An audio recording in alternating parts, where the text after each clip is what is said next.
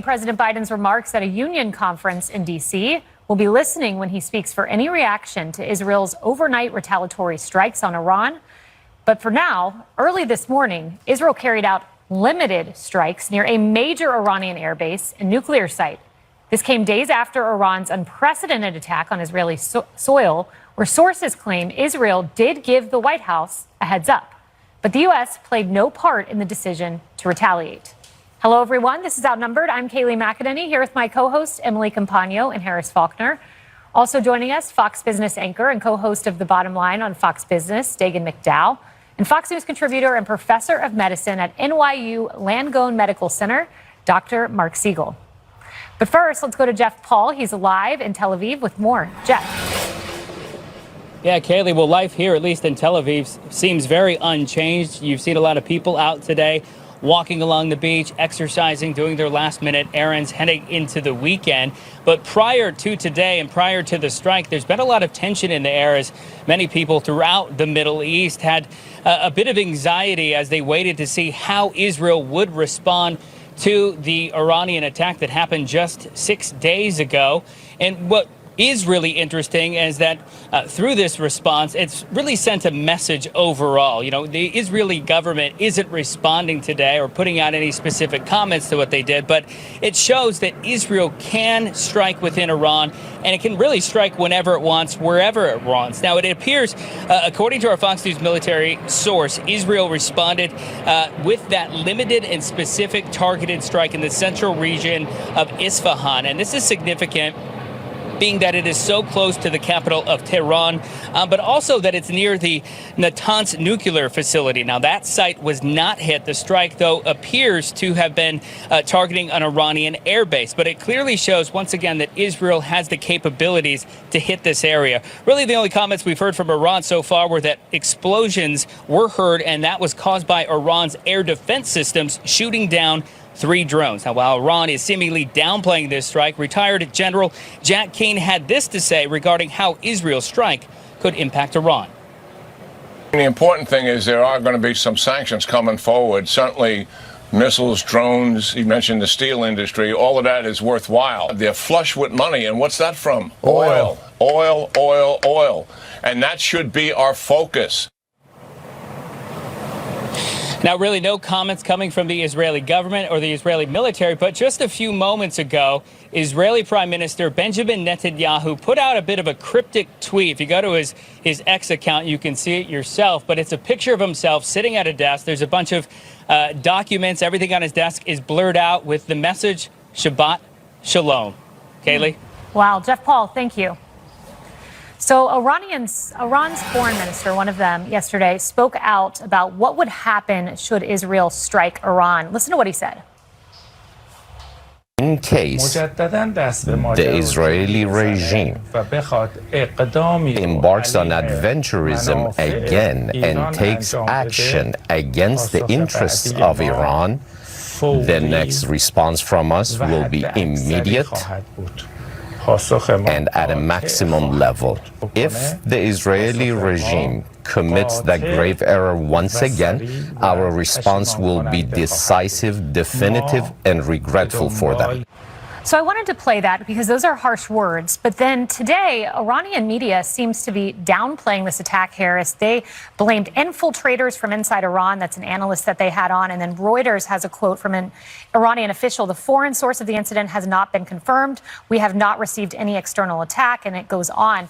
In other words, kind of backing away from that language we heard yesterday. I trust nothing they say. I don't. I think that when they say, well, you know, this is the end, they claim the end on the weekend as long as, you know, Israel doesn't make, quote unquote, another mistake. And now the word from the foreign minister of Iran is adventurism by Israel, like we're all out on a joyride or something. So, no, I don't trust anything that they say. I think that, you know, it's potential that the next time they would want to hit Israel, they won't give everybody a heads up because they've already shown that they can hit inside Israel. And, yeah, many of those rockets or those missiles and drones failed, so on and so forth, but many of them also had to be shot down. So you put a little dirty nuclear fissile material on the end of a warhead, you've got a dirty bomb at that point.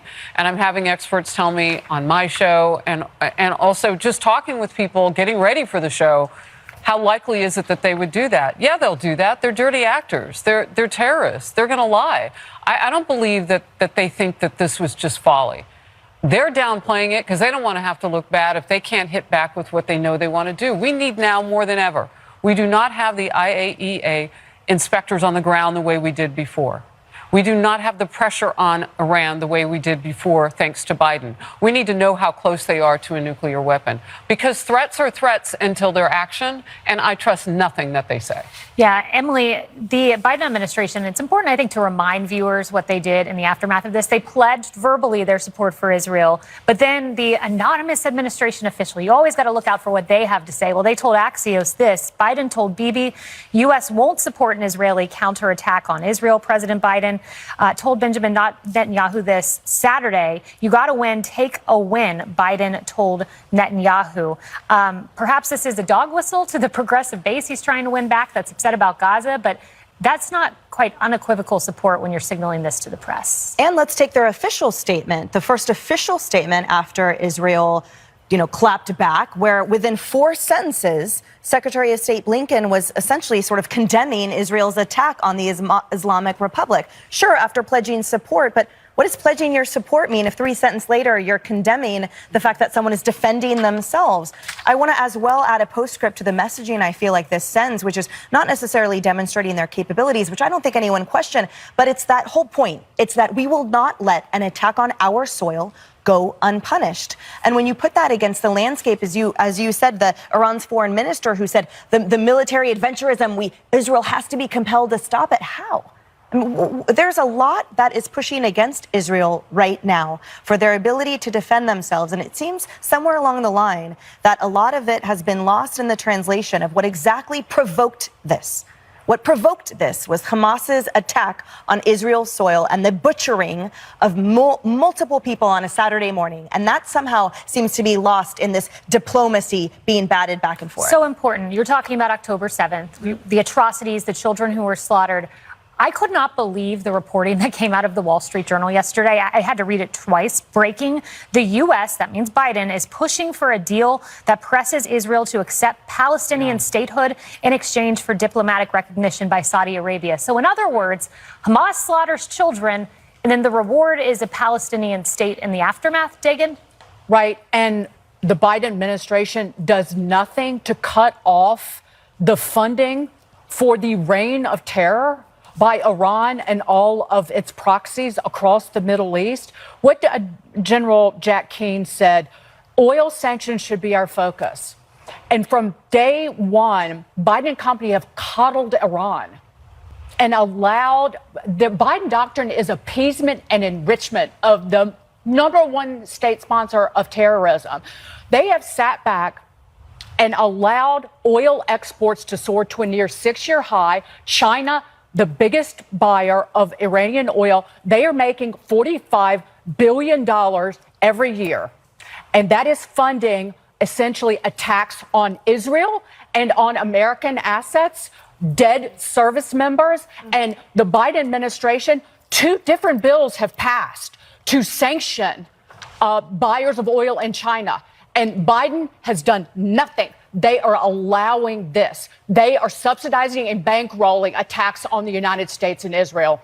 Yeah, and then Dr. Siegel, then FoxNews.com has this headline: 13 Democrats vote against resolution condemning Iran after Israel's strike. Only 1 Republican, but I'm not sure why anyone would vote against that. Yeah. Unbelievably hypocritical. I want to make a couple of historical points here. This is occurring right before Passover. This is when the 10 plagues came. Israel chose the exact time to do this, to hit Iran as a message, because October 7th occurred on Sukkot, which is one of our high holidays, and the 73 war occurred during Yom Kippur. They're saying warning, and they deliberately hit right near that nuclear facility, which has 3 Chinese-sponsored research reactors, and they got plenty of uranium in there, to Emily's point, in that country, and that's all under the Obama administration, allowing them to build up to the point where they're a nuclear threat potentially. This was a warning about that nuclear reactor. Wow. Scary times that we live in. Scary times. We will keep you updated with all of the latest. Well, we're getting new details about what's happening right now. And the search for impartial jurors continues. 2 seated jurors, as you know, breaking news this hour yesterday, were dismissed. 12 now have been chosen.